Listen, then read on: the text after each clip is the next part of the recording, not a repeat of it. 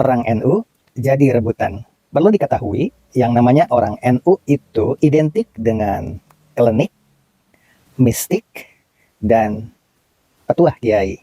Ini yang perlu kita perhatikan. Baiklah, kita mulai pembahasannya dari awal sampai akhir harus diikuti supaya tidak salah paham. Selamat menyaksikan. Halo, salam sejahtera bagi kita semua. Mudah-mudahan semuanya dalam keadaan sehat walafiat ya. Assalamualaikum warahmatullahi wabarakatuh. Ingat zaman dahulu waktu ada uang UB atau uang Brazil, itu adalah awal mula kejayaannya Partai Perjuangan atau PDIP. Kenapa dikatakan itu adalah tonggak sejarah terpenting? Karena pada saat itu semua bangsa Indonesia terbius dengan kejayaannya Bung Karno. Karena Bung Karno memiliki tongkat sejarah. Dimanapun ada Bung Karno selalu menunjukkan tongkat itu yang sekarang dipamerkan oleh keturunannya ya. Di antaranya seperti dalam pidato-pidato kemarin tuh yang lagi viral, itulah tongkat Bung Karno yang dimaksudkan itu. Orang NU itu memang sangat dekat dengan budaya kliniknya. Makanya ketika diacungkan tongkat Bung Karno itu diharapkan dapat membius masyarakat NU.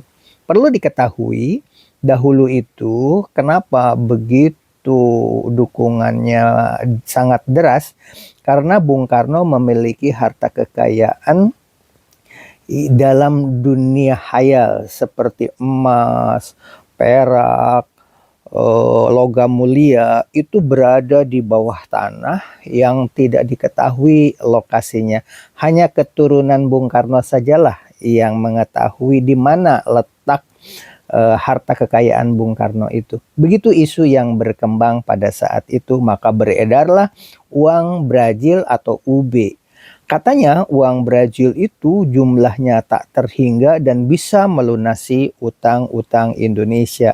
Perlu diketahui oleh masyarakat di Indonesia yang awam bahwa Indonesia itu sejak merdeka memang sudah ditinggali utang. Salah satu contoh di awal adalah perjanjian meja bundar. Jika Indonesia ingin merdeka, harus membayar kerugian penjajah waktu mengamankan negara. Pada saat itu dianggap Indonesia itu sebagai pemberontak dan pemerintahan penjajahan Belanda itu termasuk yang sedang mengelola negara melawan ekstremis-ekstremis.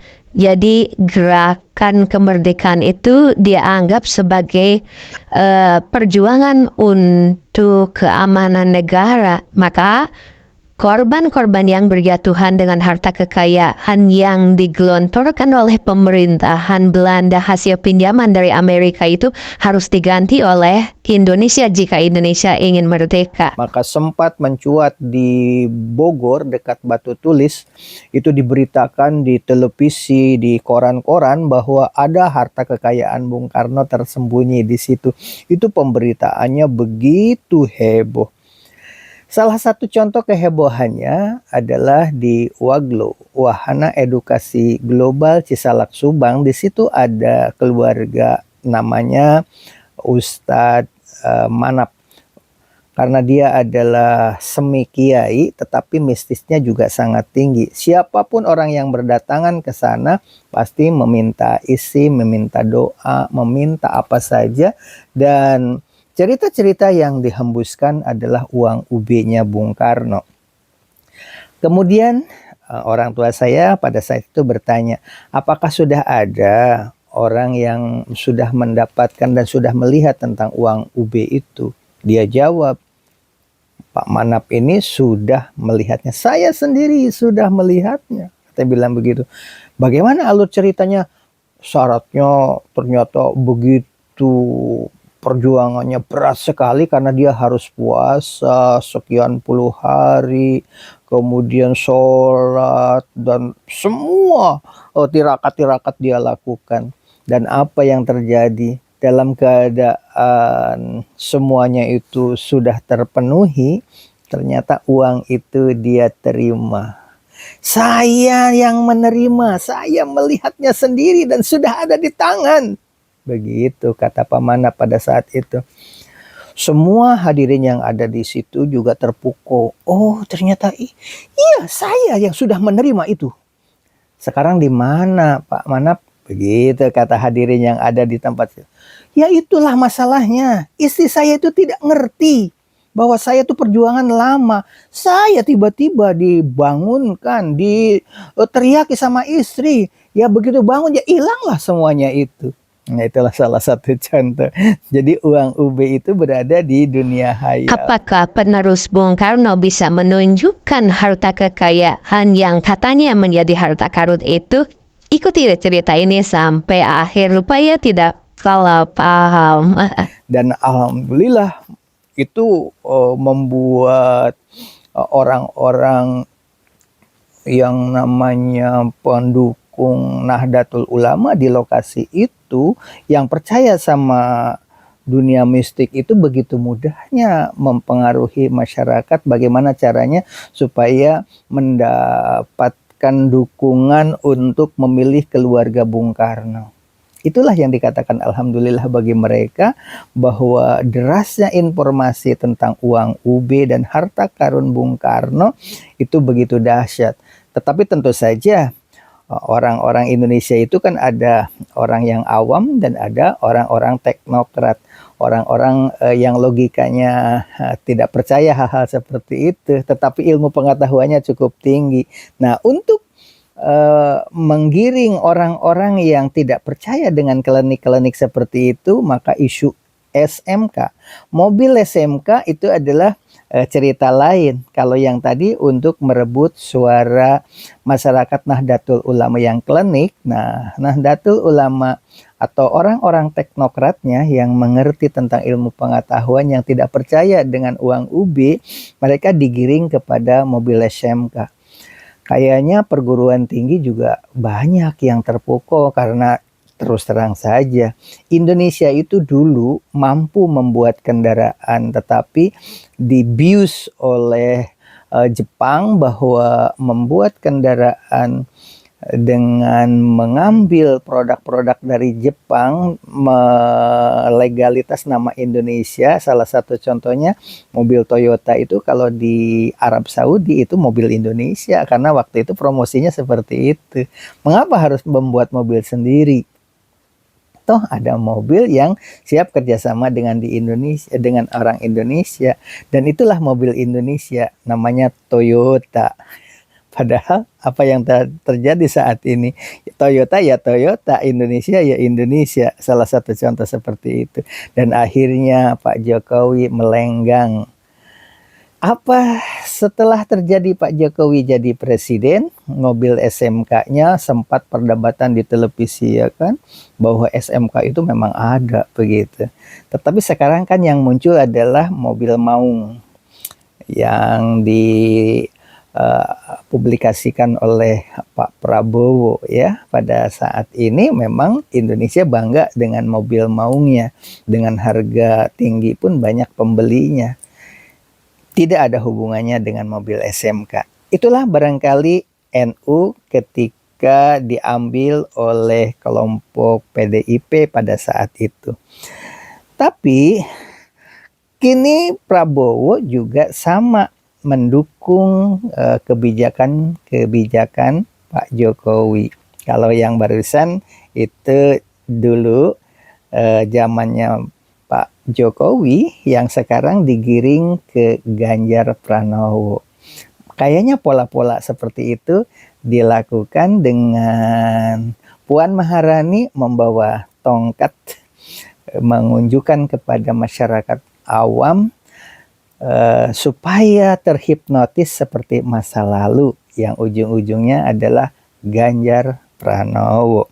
Nah, bagaimana dengan Pak Prabowo? Kalau Pak Prabowo itu kan dulu dengan Pak Jokowi itu hampir susah dibedakan masyarakat itu terpecah, benar-benar terpecah, mana Prabowo, mana kelompok Pak Jokowi, itu luar biasa. Kayaknya angkanya secara rasional,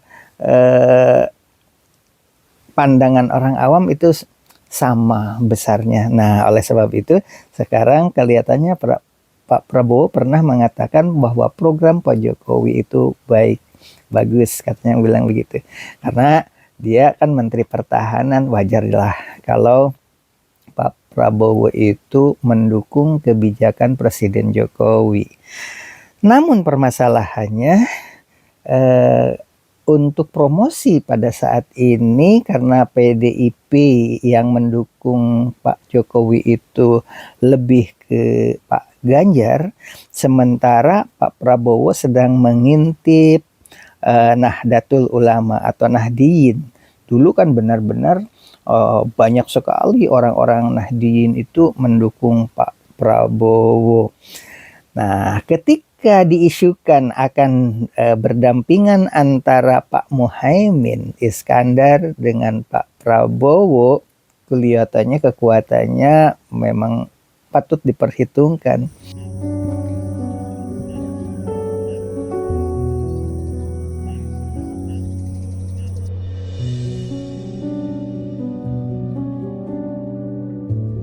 Surya Paloh dia mendeteksi bahwa suara NU itu lebih berarti daripada Demokrat, walaupun Demokrat juga simpatisannya cukup besar, tapi Pak AHY ini kan masih terlalu muda.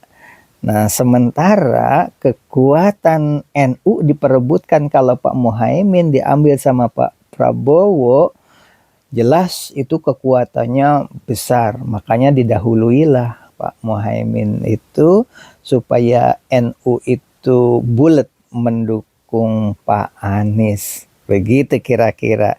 Tapi sekarang terlukai. Demokrat kelihatannya penentu kemenangan. Karena apa? Karena dengan konsep Pak SBY dahulu, dia menjadi presiden sampai ada yang mengatakan dipasangkan dengan sandal jepit pun Pak SBY itu akan menang. Karena rakyat itu hampir 99% ya mendukung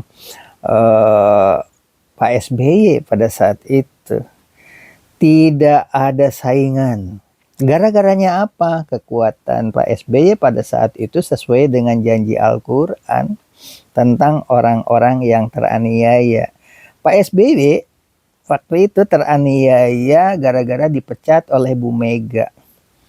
Nah, sekarang ketika Pak SBY mempublikasikan tadi malam, terlukai, terhianati.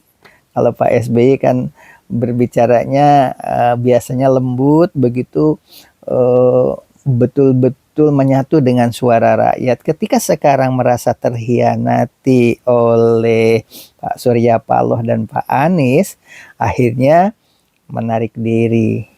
Dan kelihatannya kalau saja itu dari Demokrat itu sudah ada calon presidennya, karena ada kalimat-kalimat seperti ini mungkin dahsyat luar biasa ya.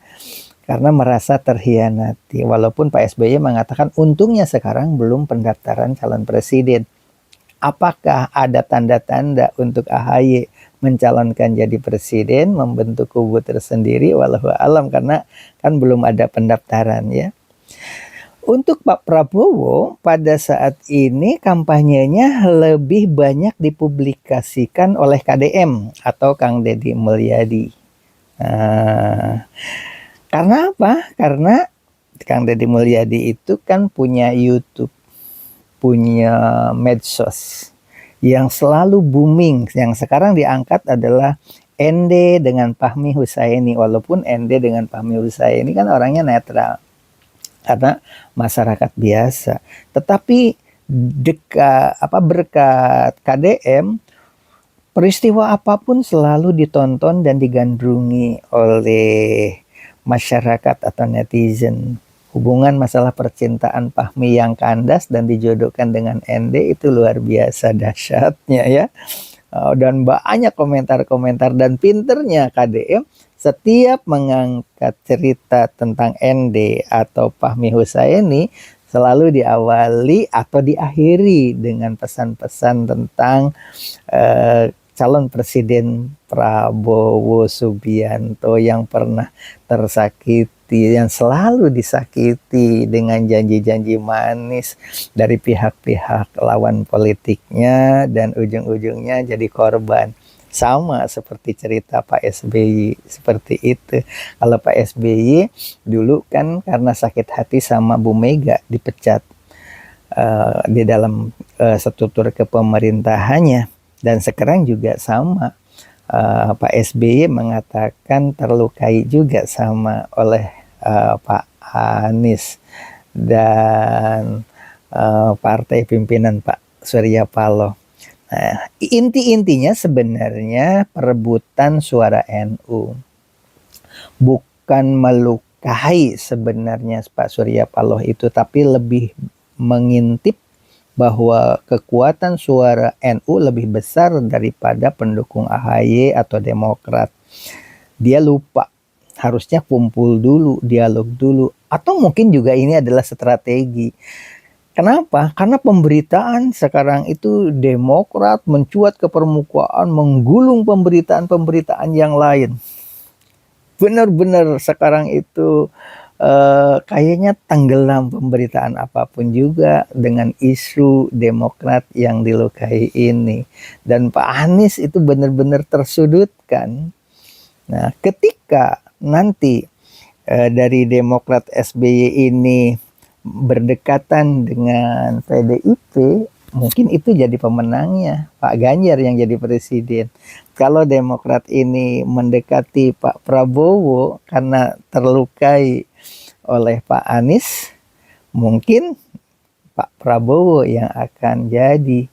Ini dugaan orang awam ya, isu yang berkembang di masyarakat, yang ada di pangkalan ojek, yang ada di medsos, itu kira-kira ramalannya seperti itu. Jadi penentu kemenangan itu adanya di keluarga Pak SBY dengan Demokratnya karena terlukai tadi. Apakah mungkin keluarga Pak SBY akan dekat dengan keluarganya Bu Megawati yang konon dulu itu perseteruannya luar biasa? Ada juga yang mengatakan itu mustahil. Tapi ada juga yang mengatakan tidak ada musuh yang abadi di dalam perpolitikan, kan begitu.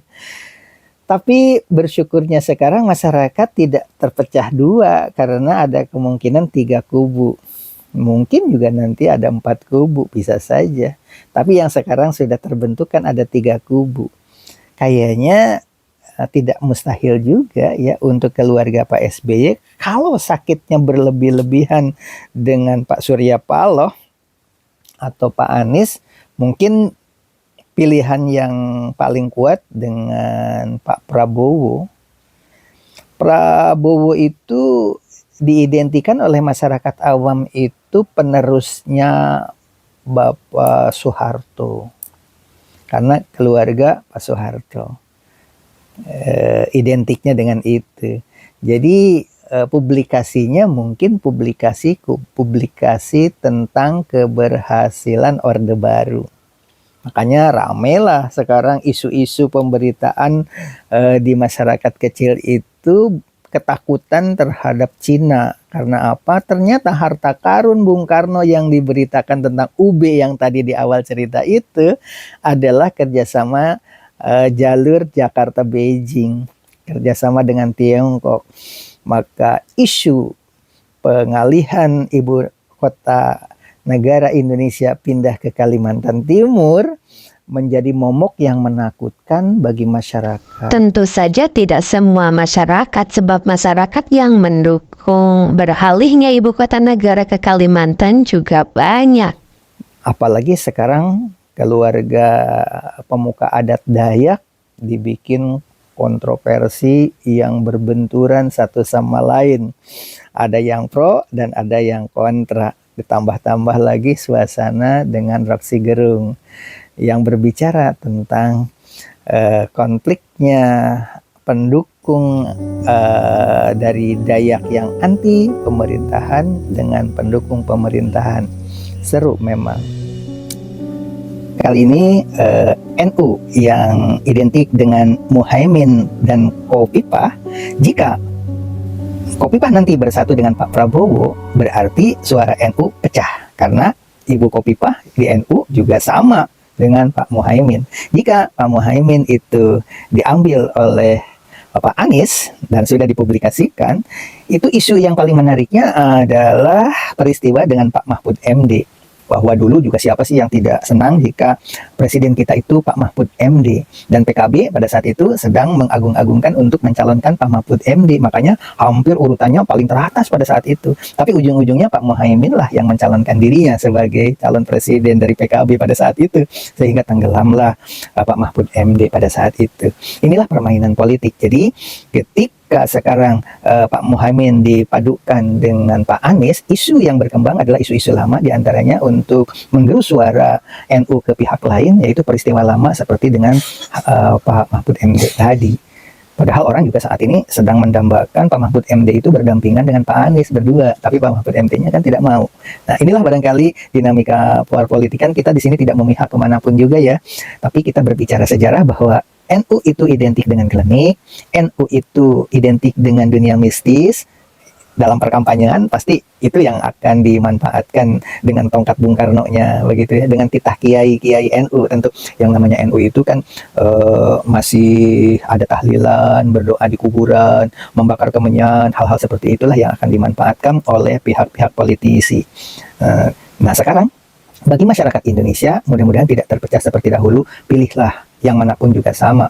Apakah pasangan Pak Ganjar, apakah pasangan Pak Prabowo, atau pasangan Pak Anies Baswedan. Tiga-tiganya memang sama-sama bagusnya. Demikian barangkali, wabillahi taufiq wal hidayah. Wassalamualaikum warahmatullahi wabarakatuh. Tampaknya kini Pak Mahfud MD sedang jadi bahan pertimbangan juga nih